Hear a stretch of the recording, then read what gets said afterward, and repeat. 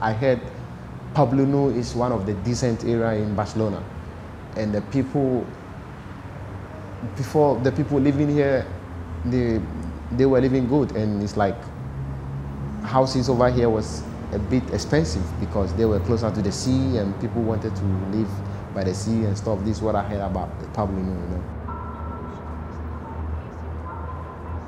Yo estoy vendiendo en la calle.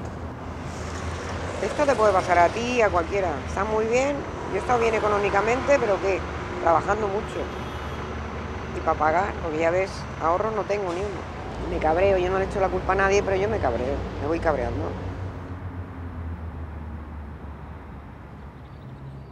Salí de donde vive mi familia y ir a otro sitio a buscar vida porque la familia no tiene suficiente para apoyarme.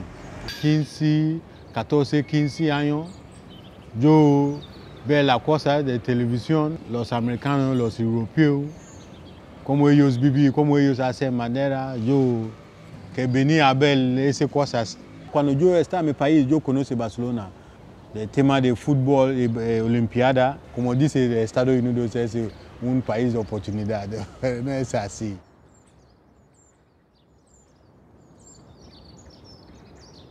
Hay mucha gente que no llega a fin de mes.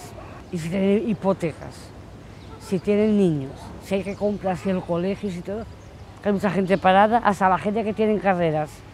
Está muy mal todo, está muy mal. Si eso no se arregla, ya no sé dónde van a parar la gente que están pagando hipotecas.